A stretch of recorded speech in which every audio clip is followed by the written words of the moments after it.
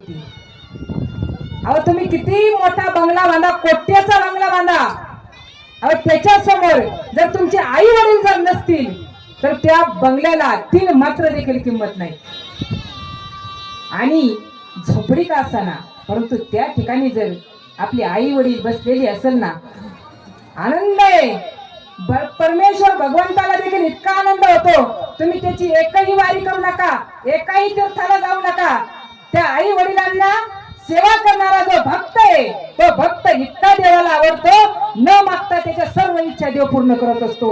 ही ताकद आई वडिलांच्या सेवेची, दुसरी सेवा नाही. अहो तो जगाचा मालक आहे, पंढरीश पांडुरंग परमात्मा विटेवरती उभा आहे. तो कुणाच्या भक्तीने? एका आई वडिलांच्या भक्तीने आज 28 युग झालं उभा आहे.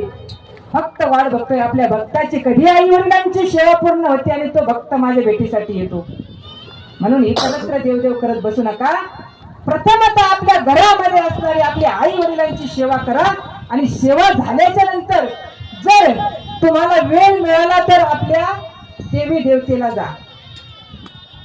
आई वडील गेल्याच्या नंतर तुम्हाला सगळं धार्मिक काम करावंच लागणार आहे, परंतु आहे तोपर्यंत नाही केलं तरी चालणार आहे. तो पंढरीश पांडुरंग परमात्मा तुम्हाला माफ करायला बसलेला आहे. फक्त नितांत आणि मनापासून आई वडिलांची सेवा करा. अहो आई वडील कितीही वृद्ध झालेले असू द्या, कितीही बाप वृद्ध झालेला असू द्या, मुलगा कितीही श्रीमंत असू द्या, परंतु आपला मुलगा आपल्या लेकीला बोलवून व्यवस्थित करतो का नाही बापाला खात्री वाटत नाही. वृद्ध झालेला बाप आपली लेक यायची म्हटलं ना, पै पै पै पै करून सासून ठेवतो पैसा. 200 400 500 रुपये काही का असाना, माहित नाही